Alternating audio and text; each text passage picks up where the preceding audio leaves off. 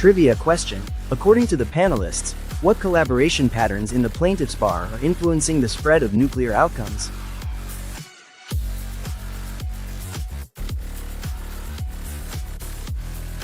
Type your answer in the comments for your chance to win prizes totaling over $1,000. Hello, everyone, and welcome to our final panel of today's Risky Futures Summit.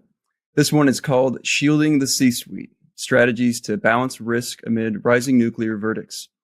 My name is Laman, and I'll be co-hosting this discussion alongside my awesome colleague, Ezra Amacher. Well, it's great to be here with you all today.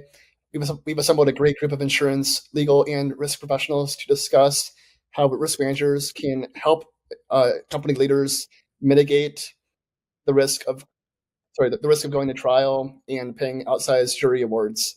Now, we're going to explore the effects nuclear verdicts have had on the D&O insurance market, as well as strategies that risk managers can implement to give their clients the best executive risk coverages. So just want to introduce everybody. Our guests today are Ashley Fetko, the head of growth at law firm Tyson & Mendez, Teresa Milano, the senior vice president of Lockton's Pro Exec team, and Dave Eric, managing director of global risk management at Sedgwick. And he's also a former RIMS president. So just thanks to all of y'all for taking the time to be here today. Thank you so much for having us. Yes, thank you. Great. Well, to kick this panel off, Ashley, would you mind defining nuclear verdicts and to tell us what kinds of jury trials are most likely to end up with these high dollar payouts? I love this question. Hi, everyone. I'm so excited to be here. First of all, full disclosure, I joke, I'm a recovering trial lawyer. So I am a trial nerd. So a lot of my perspective is coming from the perspective of a trial lawyer. And that's sort of the lens that I'm going to be sharing the information with you all today. I'm also a bit of a nerd. And so I have geeked out over the data surrounding nuclear verdicts. And specifically, we just finished a deep dive into 100 real nuclear verdicts from across the country, doing a line-by-line analysis of the trial transcripts and the closing argument transcripts to look for patterns. So I'm really excited that our book is coming out in a couple of weeks. So I'm so excited to be able to share some of that data. So just to kind of contextualize where I'm coming from and my seat is very trial focused and also nerd focused. So sorry, and you're welcome. So I love that you asked this question to kick us off, because I think everyone in our industry kind of has a different definition of what a nuclear verdict actually is. And so I love talking about what that definition really looks like, because I think it's important that we kind of get on the same page and orient around what a nuclear result actually looks like. So I didn't tell Dave or Teresa that I was going to ask them this, but I would be curious, before I give my definition from a trial lawyer's perspective of what a nuclear verdict looks like, I would love to hear Dave and Teresa. Again, sorry, I didn't let them know I'm going to be turning to you. Immediately upon getting the ball, I'm going to punt it back to you all. But I would love to hear kind of what your perspective is on what a nuclear verdict is, if you have like a specific dollar threshold that you look at, or some other consideration based on your experience and where you're seated. Well, great question, Ashley, and happy to take that. Just a little bit about where the lens I'm coming from. I am an attorney by training, but I am strictly coming from an insurance broker perspective. But I also have spent over a decade on the carrier side in claims. So I've seen way too many things that come across my desk in a different life. When I think of a nuclear verdict, I'll put aside D&O because I don't feel like we see D&O nuclear verdicts, but just generally speaking, it's an exceptionally large jury award, multi-millions of dollars, exceeding, I would say, probably at least $10 million, that exceeds what I think most people would expect in terms of damages in that case. So that's, I guess, off the cuff, what I would think of. That's so good. Especially because I didn't give you any heads up. Dave, what do you think? Well, first, thanks to Teresa for going first and answering that. But yeah, I'd say historically, as a risk manager, we tend to think of nuclear verdicts as outsized awards versus what we think a case is actually worth. So I think the 10 million threshold Teresa threw out is a really good one. But it seems like most things these days with inflation, the numbers just keep getting bigger. And as the numbers of these verdicts continues to increase, I think we have to reset what we think is nuclear, because some of the things that were nuclear 5 years ago don't really feel nuclear anymore. Oh my God. I know.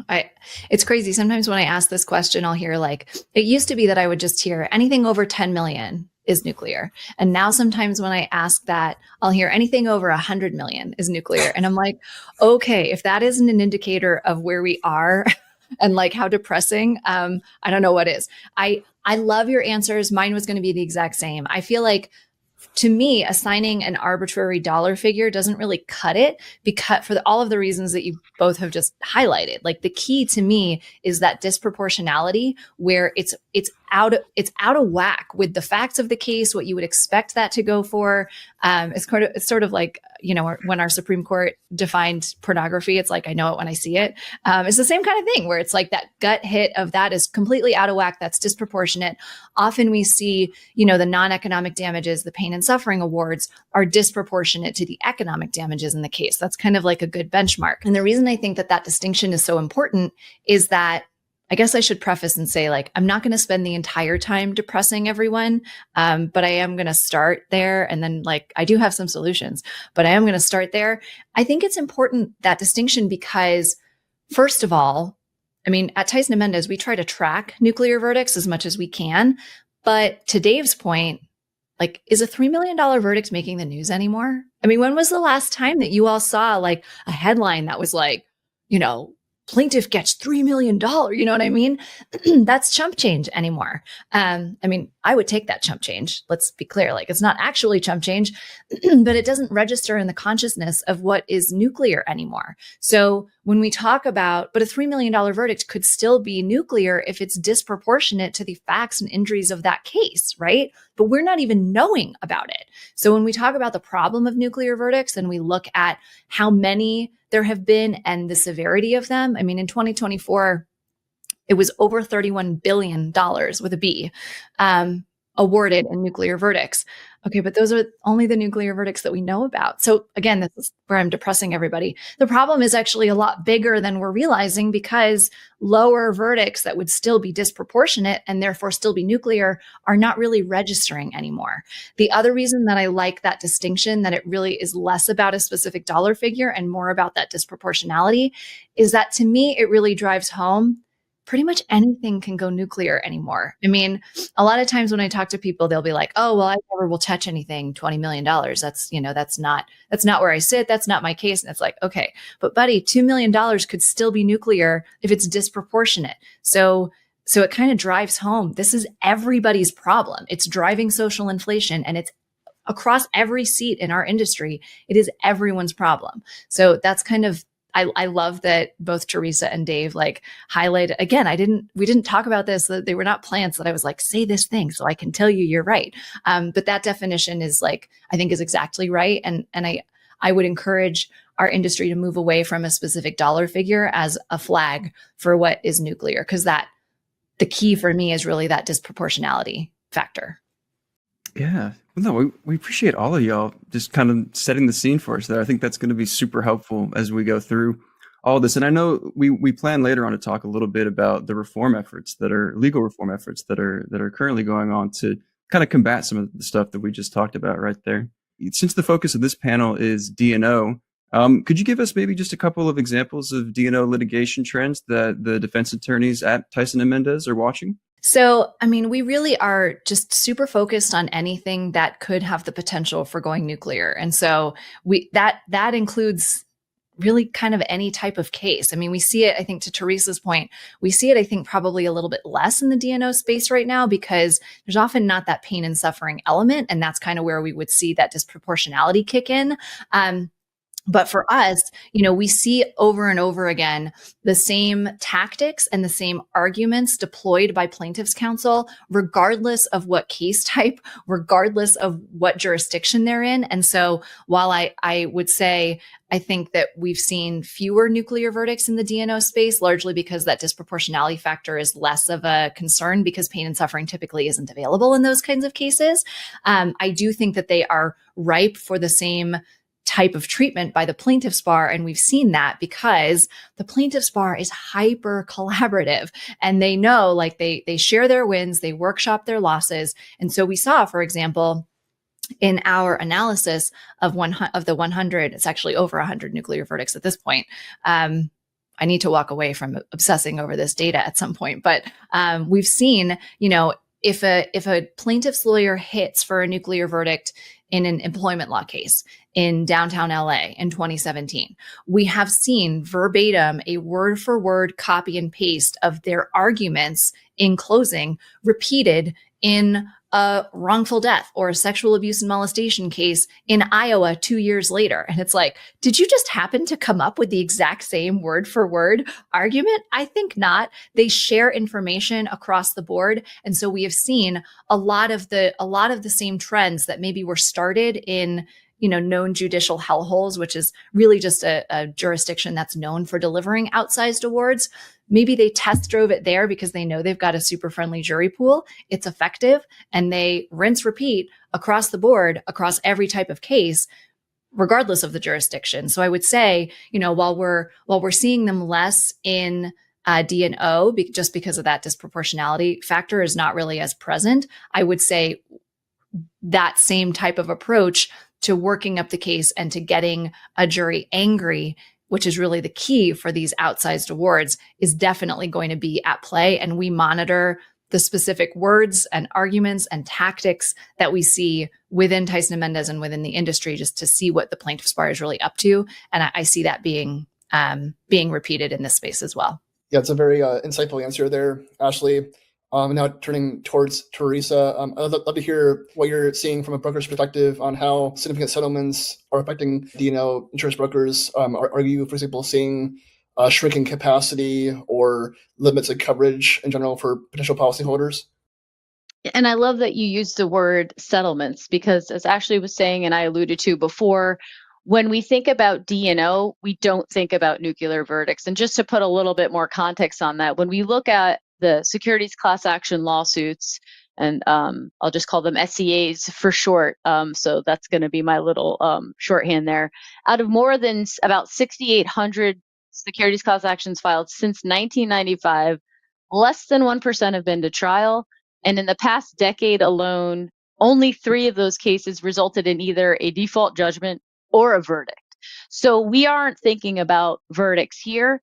What instead, as you mentioned, Ezra, is the settlements. And that's what's really problematic in the D&O world here, because as Ashley was saying, the potential damages exposure from what we typically see the securities class actions, just as a quick refresher reminder to this audience, if they're not familiar, securities class actions lawsuits are filed by investors claiming that they have suffered a financial loss due to some fraudulent or misleading statements. So think a stock drop or significant stock volatility. So they're filing those lawsuits. We'll get to a different type of lawsuit in a minute, but just wanted to make sure I took a step back to share that quick refresher on what we're talking about here. And that potential damages exposure from that stock drop is exactly what could potentially lead to a nuclear verdict if they went to trial. But sadly, more often than not, they're either settling about 46% settlement as a whole or a 43% dismissal rate. And obviously each industry, if we drill down, has different kind of statistics within that. But that's generally the landscape for D&O. So it's really the settlements that are impacting the entire D&O insurance market. And that is regardless of whether or not a company has a claim or not. It affects everyone, because a lot of the insurance carriers are paying out on those various claims that are out there, or paying defense costs if they do settle above that retention that the company would pay. Since, as we all know or should know, these complex securities cases are very expensive to defend and can move very slowly through the court system. So even if we're at a certain juncture within the case, and again, not even getting to trial or even discovery, things are just taking longer to go through. And so really it's the settlements that are the key issue here. And just again, to give you all some perspective on what kind of dollars we're talking about, if we're talking about just securities class actions, last year in 2024, it was over $4 billion in securities class action settlement dollars. I think the first half of this year, it's over $1 billion, and so it's a little bit less year over year. But again, the backlog of cases are on the insurance carriers' minds. The payouts that they've made and how they're going to be profitable going forward are kind of all pieces to this puzzle. So that's kind of the landscape that we're seeing right now in the backdrop. And then how does that translate into pricing, retentions, and any coverages? Well, we are coming from a softer D&O market over the past few years where we saw very competitive pricing and retentions. And that was largely for two reasons.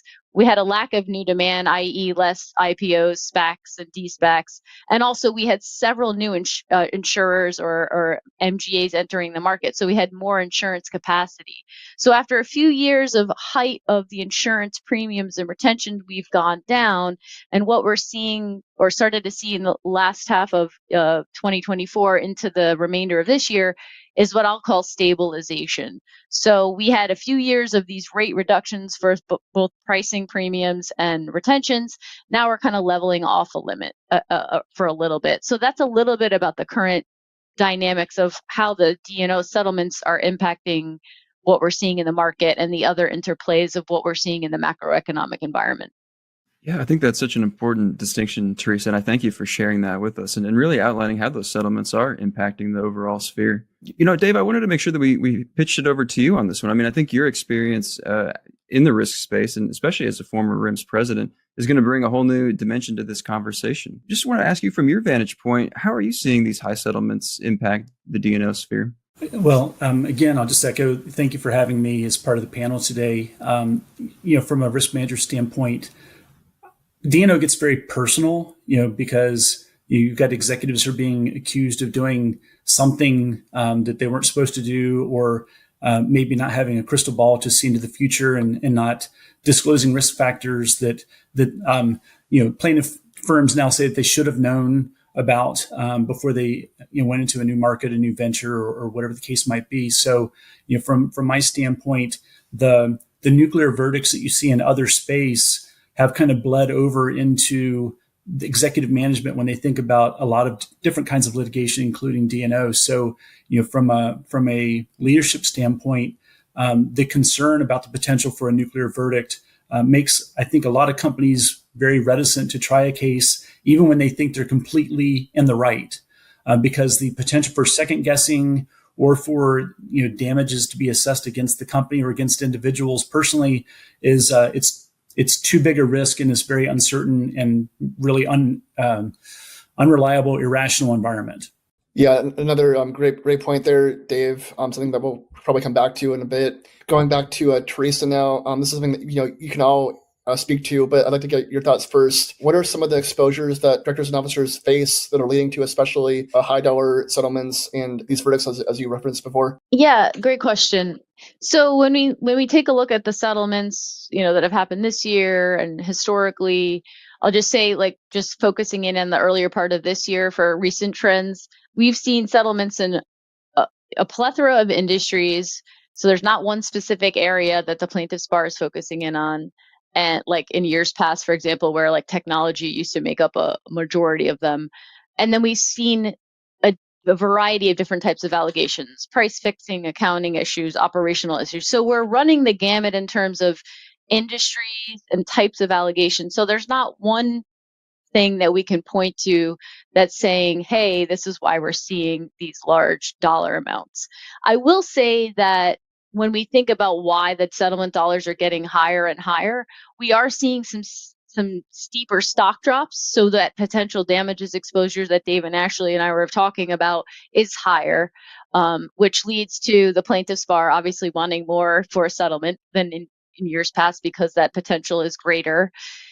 There's expanding theories of liability, event-driven litigation like cyber breaches are things that we've been seeing more recently. As Ashley said, there's a lot of collaboration there. The plaintiff's bar is using a lot of sophistication now to bring suits to try and connect dots that maybe didn't seem that they existed before and questionable whether they still do. So we're seeing a lot of that advancement on that end. There's also the parallel proceedings. We typically don't just see a securities class action being brought in isolation.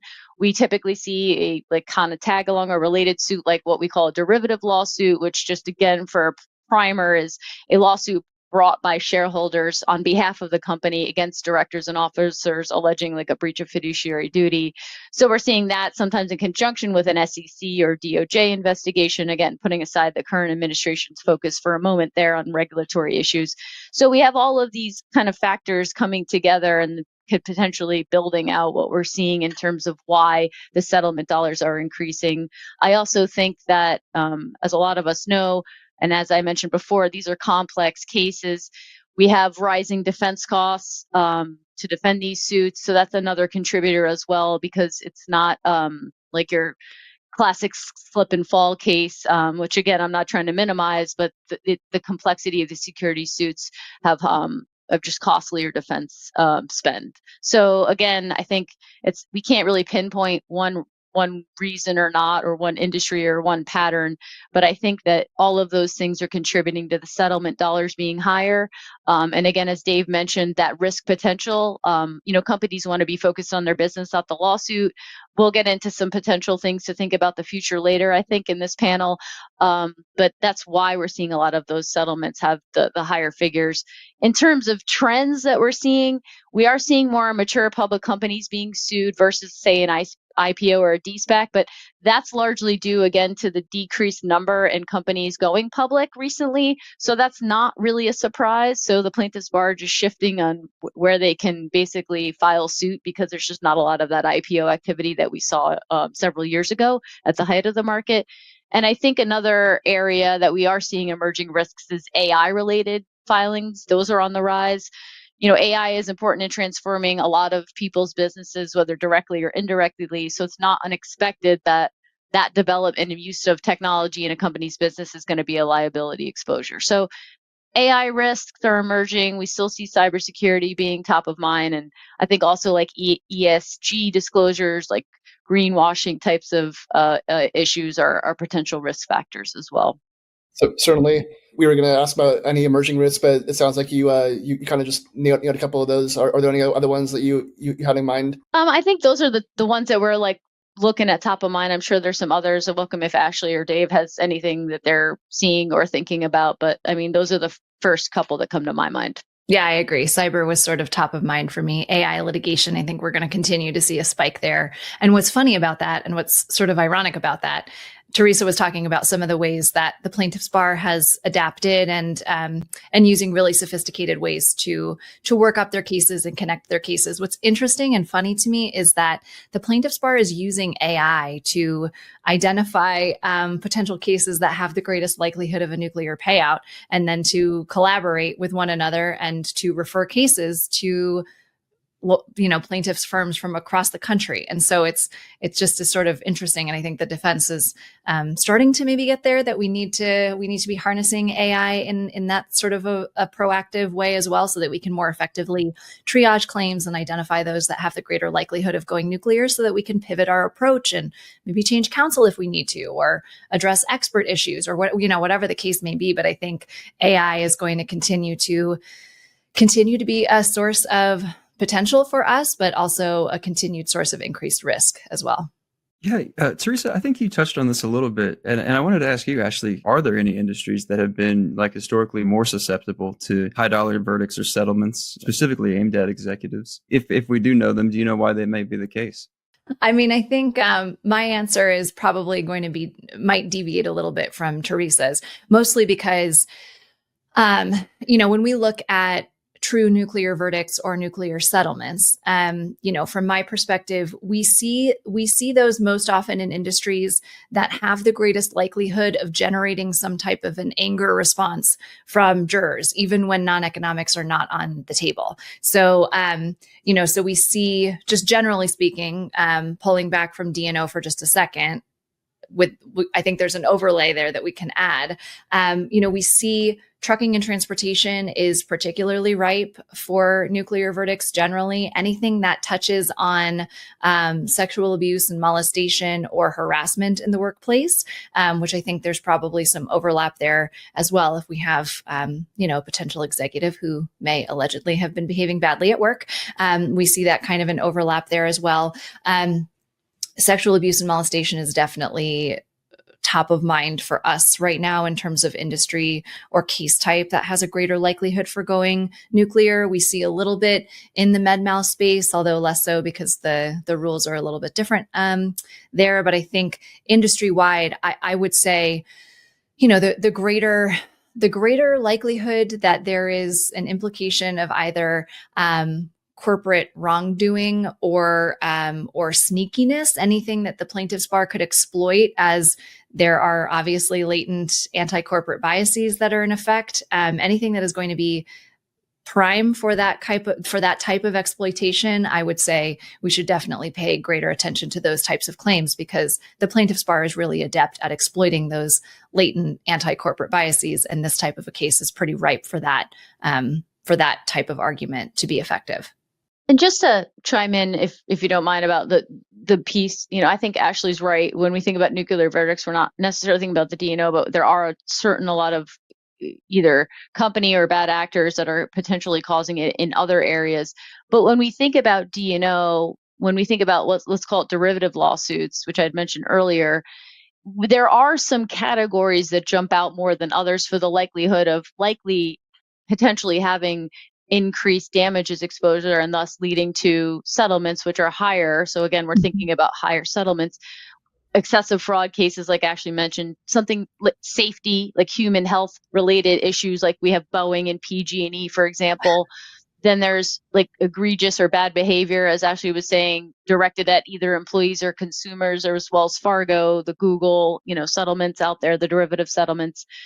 And then there's some other ones, diligence related to mergers and acquisitions or those types of transaction, and then potential conflicts, of interest at the board level. So those are some of the classifications, if you will, that you can think about in terms of when we look at derivative lawsuits in that subsection that could have that greater potential just by virtue of where we've seen them historically and kind of the characteristics or patterns we've seen in those areas that could lead to that potential for having that increased damages exposure and thus leading to a settlement which has a higher dollar value. Right. Because they're sort of impossible to quantify. I mean, there's what's the going rate anymore? So yeah. Yep. I agree. Yeah, no, great insights from you both there. Now turning to Dave, how do you see the role of risk managers evolving when it comes to protecting leadership teams? And do you think there are any new or emerging pressures that could reshape that role? And if so, how?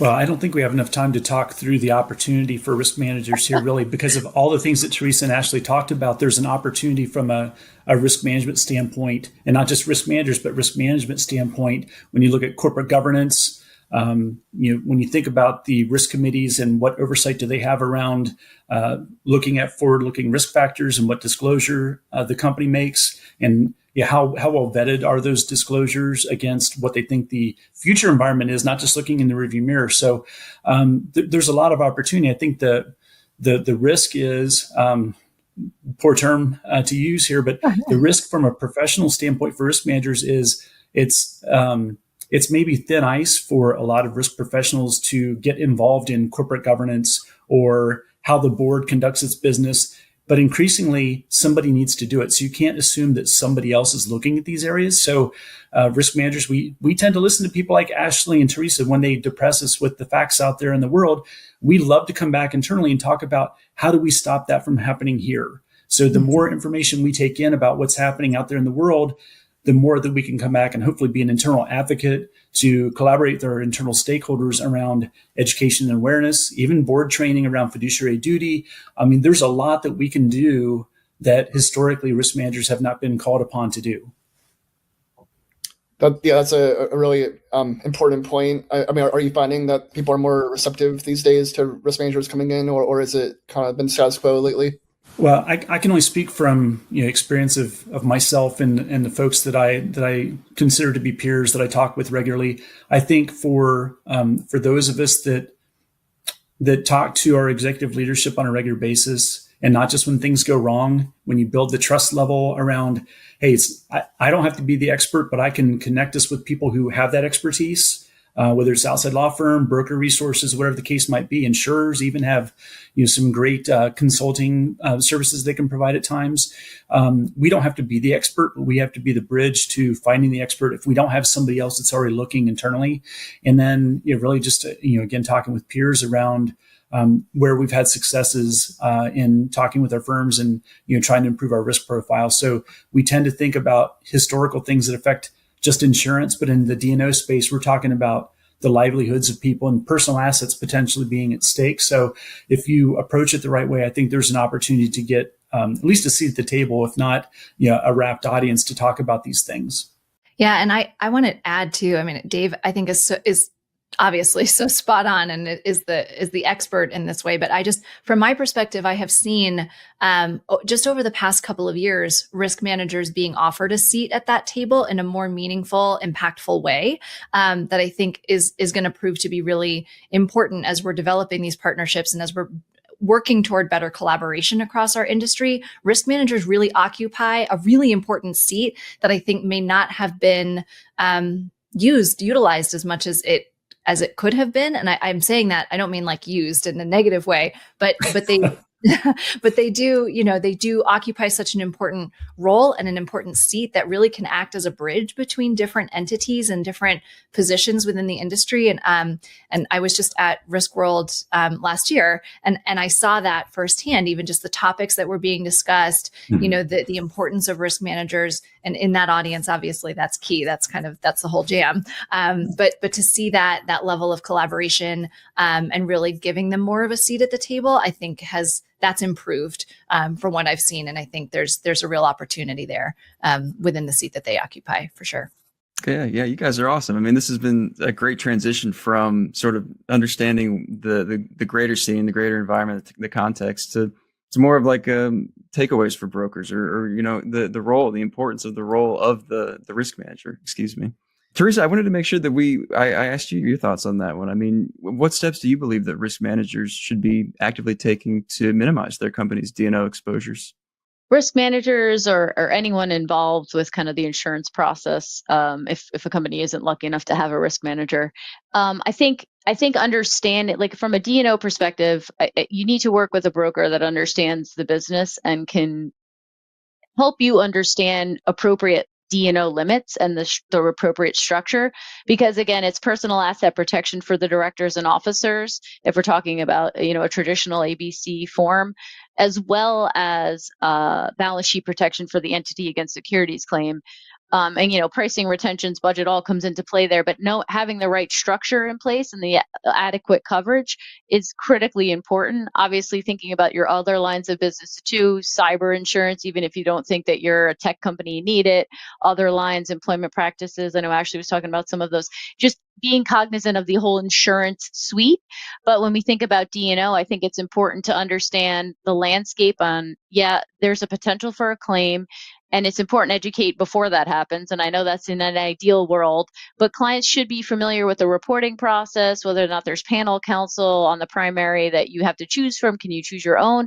I think also coming from my claims background, it's important for clients and risk managers, for risk managers or whoever's doing the insurance program at a company, to know that you can negotiate counsel's rates. And I'm sure Ashley and her colleagues have these conversations a lot. A lot of clients think that they're just, we're in this, do or die moment. We just have to go find the top paid law firm. They're going to be the best, and we need to pay that top rate. That's not always the case. There are flat fees that you can, and a lot of clients do implore in terms of when a claim comes, because what you want to do is to make your retention and your available insurance limits go as long as and far as possible. So that negotiation on defense costs, again, because that is a very costly piece of this claim, you want to make sure from the beginning that you're getting ahead of that.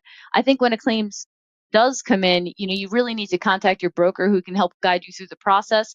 But we're here as a partner for your risk manager or your client who's dealing with this insurance, whether it's the GCs involved or whoever.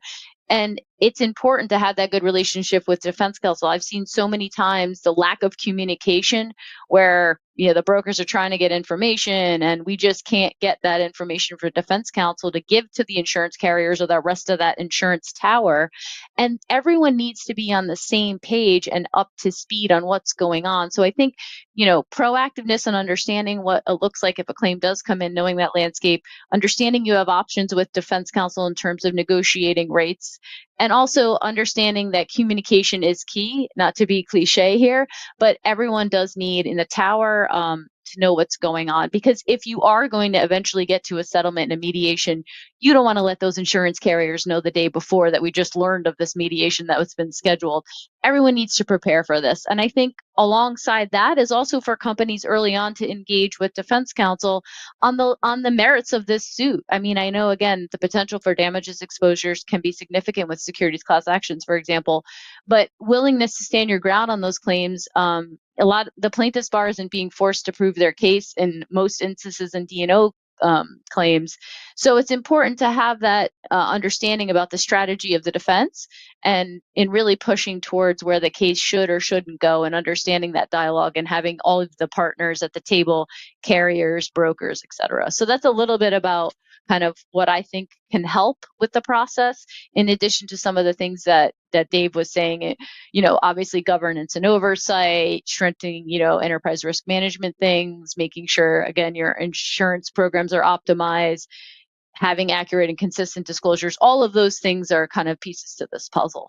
Hey, if I could jump in on what Teresa said at the last part there. I mean, I think I want to just emphasize the importance of having the conversations when it's not crisis mode.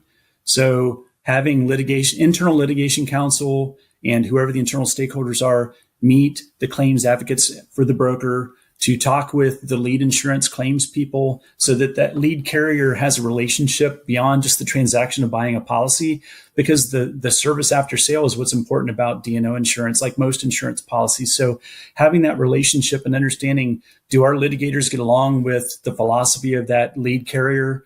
Do the claims advocates add value, and how do they help optimize the process if and when a claim occurs? As Teresa alluded to, and having surety around the claims reporting process so that it doesn't bounce around inside corporate for weeks before risk management and the insurance folks find out about it. So I think those are all things that are super easy to accomplish, and they don't get done often enough, really. And time is of the essence. So communication later is worse than having communication now. And the same is so true. I mean, I feel like Teresa just perfectly teed both Dave and I up to jump on. So thank you, Teresa. Yes. She's like, here's a softball, jump in. I think that is exactly right. What Dave just said is applicable to defense counsel too, as Teresa said. I mean, I want to highlight something that we learned from our research into these 100 nuclear verdicts. We saw the exact same plaintiffs' firms obviously hitting repeatedly for nuclear verdicts, but we saw also the same defense counsel getting hit with nuclear verdicts. And some of them are, big name firms, hyper experienced. And so it's like, okay, well, are they big name and hyper experienced so they get the bigger files? Okay, sure, maybe. But at some point, shouldn't you pay attention to your selection of counsel? I mean, to Teresa's point, on one hand, you're supposed to get what you pay for. So if you're not getting what you paid for, maybe it's time to address that, either through educating your counsel and better partnering with them so that they understand. I mean, we know what works to defuse anger in even the most volatile, most effective plaintiff's counsel. We know what they're going to do, and we know what works. So if your counsel is reticent to use new strategies, if they're still doing what they were doing 15 or 20 years ago, they need to step up their game, and they are accountable to you. I mean, as your defense counsel, we are accountable to you.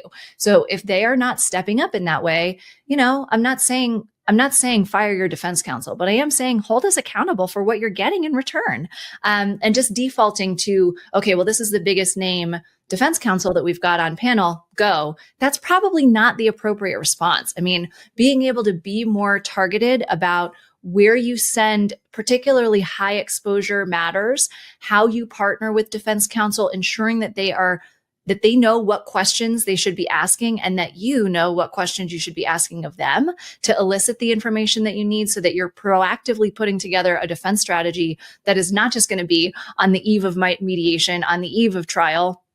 Oh, shoot. Okay, we're on the courthouse steps. I hear this all the time from carriers, like, well, our defense counsel said that this case was defensible. And then on the eve of trial, all of a sudden they're saying we need to settle. It's like, all right, unless something fundamentally changed about that case, that shouldn't be what is happening. So partnering early to proactively put forth a defense that is strategic and targeted and effective and has been proven to be effective is really, really important. So, so paying attention to which counsel you're selecting, how often you're going back to that same counsel and looking. I mean, some carriers don't even have any kind of a report card for their defense counsel. And it's like, as much as I don't want to have a report card. But if we're not doing what we should be doing, something has to change.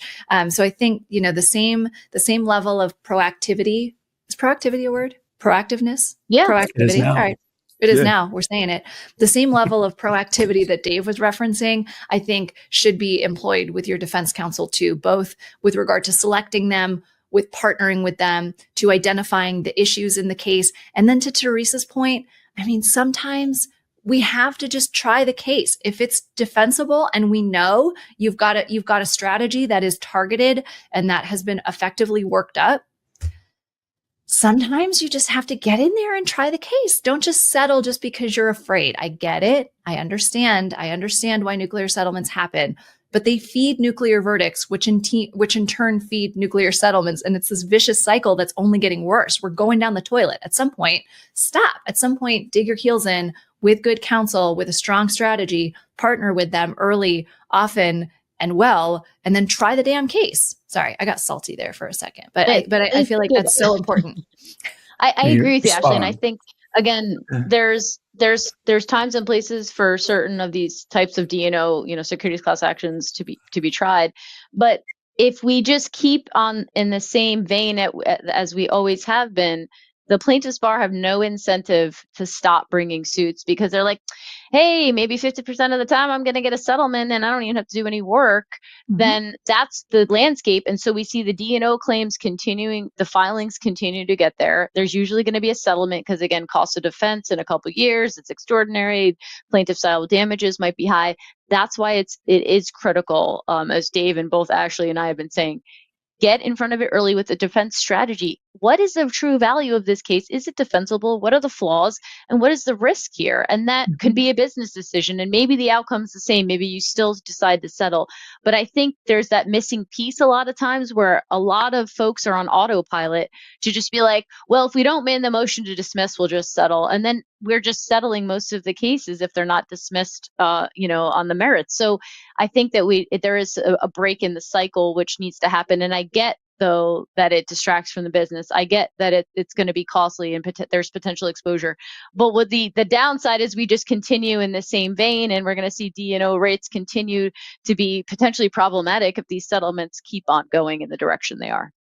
Right. Let's have not only a damages assessment, but also a liability assessment. Like, let's start there and then exactly. Decide where we go from there.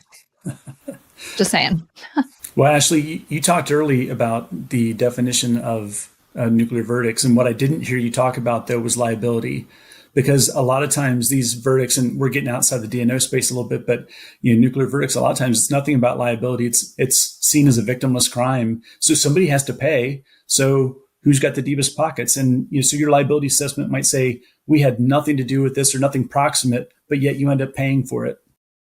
Yeah. Yep. Exactly. And I think, not paying attention to what your liability assessment can do for you in trial. We have a set of skills and strategies that we use in every case throughout pre-lit litigation and trial, and it works to defuse what we know is happening in nuclear verdicts, which is anger. So look at okay, this is a case where we're going for a straight up defense verdict. All right.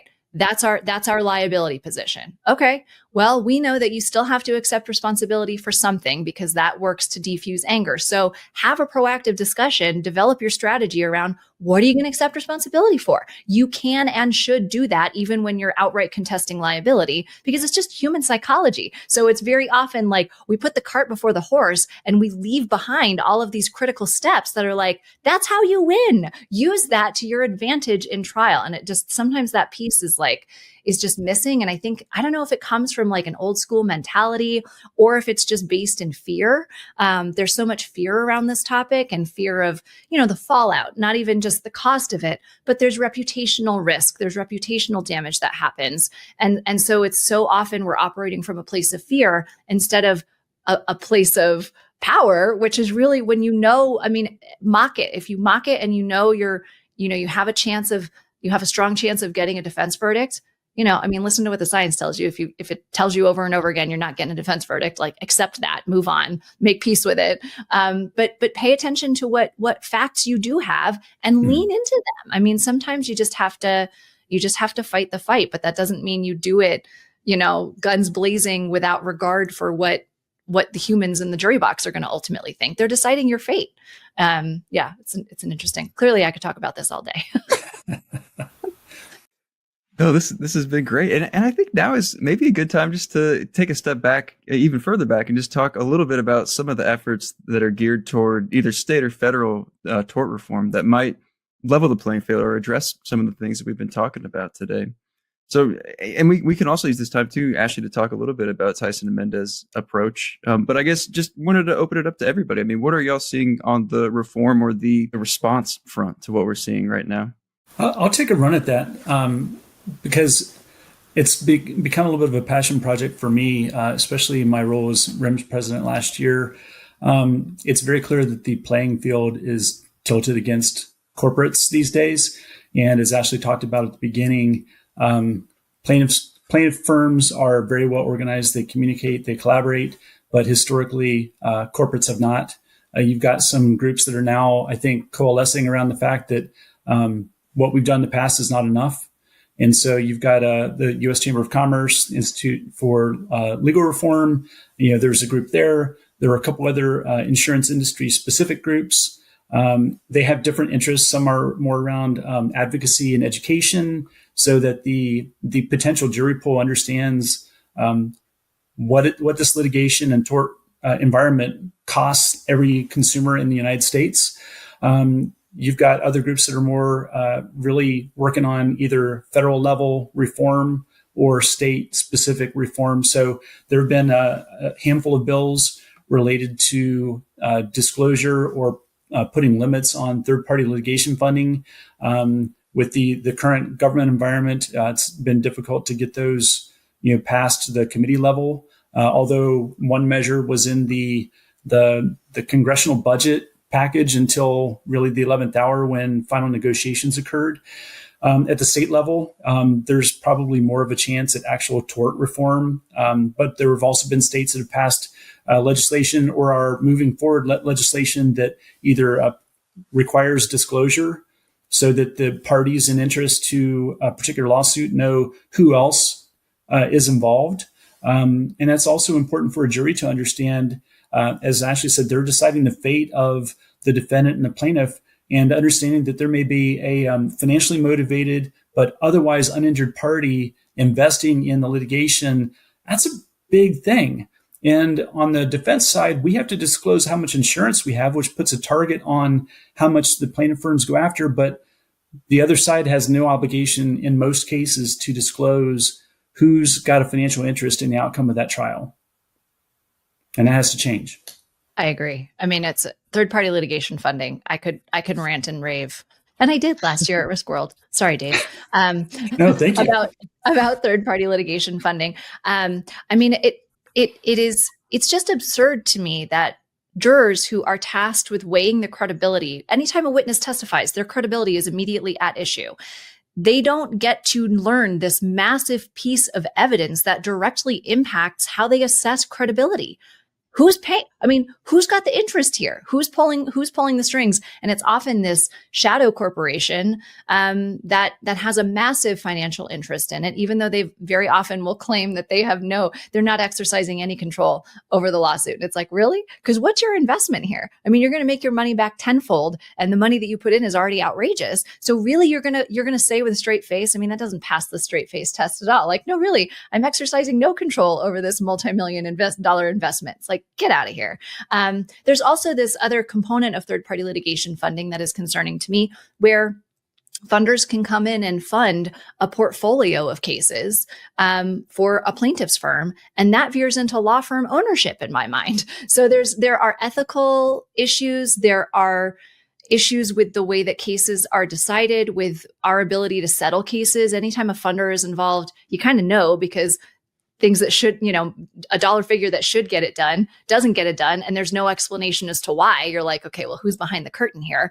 It just is absurd to me. So hopefully, I mean, we've seen some good movement, as Dave said, from a legislative perspective to address this issue, because there are also national security concerns that are implicated here. If you've got foreign companies that are behind the scenes and funding litigation, that's concerning. That's our judicial system and the integrity of it. That's basically for sale for some foreign company.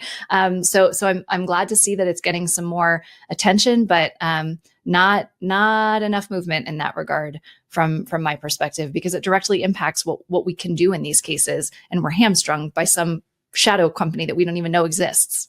Yeah, and I would just take it a quick step further, and I would love for Teresa to jump in, but it's not just foreign companies, but foreign governments and foreign sovereign wealth funds who are investing. Yep. And it's very easy to surmise that part of the reason for the investment is to undermine our legal system and cause disruption in the U.S.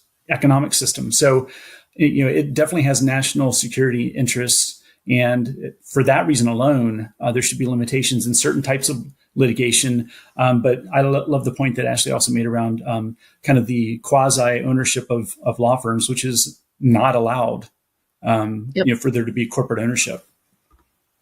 Yeah, and I'll just jump in terms of what Ashley and Dave were touching upon a few minutes ago. Insurance limits are something that are discoverable, and that's usually only one-sided. We don't know what the other side, their interests, et cetera. And that's usually where, lately, I think a lot of demands and mediations for D&O cases are starting above the insurance limits. Right. But that's their starting point. Usually they're pie in the sky when they start, but they are focused in on those limits, and that is what they're focused in on, because that's the payday. And so they know that number, and it's usually going to settle within those limits. And that's part of this problem too. Where you just continue this perpetual cycle. So again, I think, I'm not, in the know on the latest and greatest on current tort reform. I think reformation of how we view certain cases and how we approach them and how clients are thinking about them is kind of first and foremost, since we can't really control what's going on, with legislative efforts or in the judicial kind of realm. We can control how we're defending the suits, what we're doing, and how we are pushing the plaintiffs to really try their cases in this kind of sphere of D&O cases. So that's my kind of 2 cents on the matter. I agree. Go ahead, sorry. Clearly you struck a nerve here, Alan. We're like, I have things to say about this. I agree with what Teresa said so completely. When I talk about nuclear verdicts, sometimes I'll ask people what do you think is causing nuclear verdicts? And I hear tort reform rollback, third-party litigation funding, attorney advertising, social media, bad judges, bad juries. And I'm like, okay, but where do nuclear verdicts actually happen? They happen in the courtroom. That is a space that we can control. We can't control what the legislature is doing. I live in Colorado, and our caps are being eroded every January, I think, from now until infinity and beyond. So I can't control that, but I can control how the jury perceives my client. I can control how I present our evidence. I can control the narrative around what happened and why and our knowledge. I can control that, right? So kind of we can sit and bemoan the state of the world, which clearly I could do all day. I have a lot of deep feelings about that. Or we could just focus on the area that we can control, which is what cases settle, what they settle for, what cases we push to trial, how we work up and try our cases, whether we're using the power of psychology in trial or not, whether we're letting plaintiffs run away with the game by just letting them tell the jury what the case is worth. I mean, coming down to what Teresa said, they come out the gate, they prime us with a crazy high number in their initial demand too. That's exactly what they're going to do in trial. So are we going to let them own the narrative around money in trial, or are we going to address it too and give a number and explain our, show our work? Or, there are things that we can do in trial, in mediation, in litigation to change the way that the case is presented and how it is ultimately decided, or we could wait for the legislature to fix it. And I'm still hopeful. I mean, I'm an eternal optimist, so we'll see. But in the meantime, let's get together, let's collaborate as an industry, and let's take the cases that should go to trial, and let's win some of them, and then let's share our wins. I mean, the plaintiffs bar is on LinkedIn every other day bragging about their multi-billion-dollar wins. I'm like, all right, I want to see some more defense verdicts, on my feed. I want to go through and that. Issue a press release when you get a win. Really, we do it. And it's we're the only ones who are doing it. I get it. We're not going to ever get a billboard that's defense verdict. It's not as sexy as $1 billion verdict. I get it. But we could be doing more, within our industry to share some good news around what's working too. Yeah, and I love what both of you just said. And if I could just say something related to what risk managers could be doing, yes, we can't change the legislative efforts overnight, but I do think risk managers can talk with your public affairs and government affairs people, especially if you're a public company. Find out who is your representative with the U.S. Chamber of Commerce and get involved. Companies have PACs, and those PACs tend to look at the issues that help their economics. But what we haven't done historically is talk about how this whole tort environment affects our economics until very recently. So I think going back and talking to our PA and GA folks about, hey, you know what? This particular official who's running for office in the state of X used to be a plaintiff attorney. And did you know how many times they actually sued us when we operated in that territory? So having those kinds of conversations where it's not just about who's going to vote for the bill that helps our industry, but who's going to help the corporate or the business environment that we have to operate in, I think is something that's really important that we just aren't doing enough of it. And I think that's also something that has to change. Drop the mic. Well, I agree. Fantastic answers from all of you there on that question. I know we're going a little bit long here, but I want to see if we can get one takeaway from each of you on what we've talked about today, and there's something that you want the audience to remember from our discussion today. I mean, I'll make it short and sweet. Unlike everything else that I've said today, this part will be short and sweet. I would just say, really collaboration and connection and communication. So many C words there. I did a lot of alliteration. Collaboration, connection, and communication are key. I mean, absent that, we're just going to be hopelessly screaming into the void. So I think pulling up a seat at the table, sharing the information that you have, working with each other across roles, across carriers and counsel. I mean, I know I said I was going to make this short. For defense counsel, I would just say, as one of you, we can work together. I mean, can't we all get along? I want to share. I want to know about your wins. I want to share my wins. Let's talk about what's working because the plaintiff's bar is doing it. If we don't come together in that collaborative way, I think we'll just endlessly be on this kind of panel bemoaning the state of the world, which this panel has been lovely. Don't get me wrong, Dave and Teresa. But I think that there's a real opportunity if we can pull together and share more information. So if we can do more of that, I think we'll see some measurable improvement. I agree, Ashley. Those 3 C's are important. From kind of my broker perspective, I think it's important for companies and or risk managers to understand what their insurance needs are, what kind of limits or structures are appropriate, and what insurance isn't going to address. Because a lot of times there's an assumption that, oh, well, my insurance will just cover it. Not everything's always covered. You need to kind of understand the dynamics there. So I think first and foremost, it's kind of setting that playing field. But then as Ashley and Dave and I have been discussing kind of throughout this whole panel, it's really understanding where your company views things and proactivity. You need to understand the landscape before you get there, right? Everyone puts their GPS on before they get in the car before they go somewhere new, right? You don't know how to get there.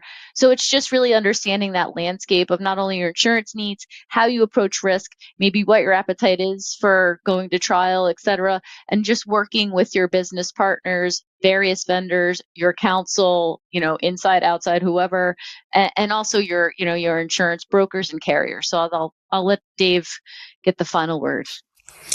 Wow.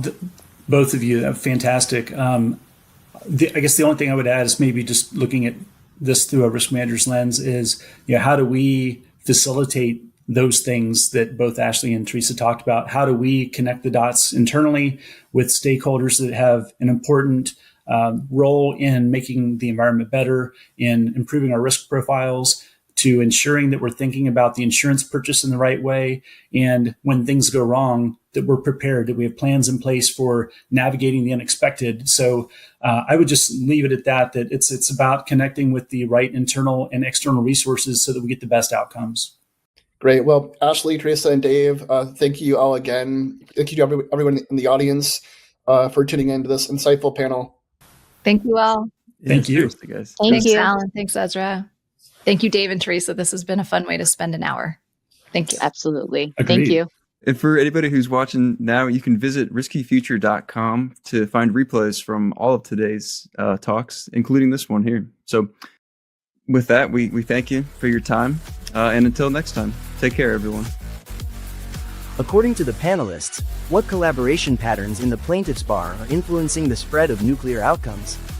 Type your answers in the chat.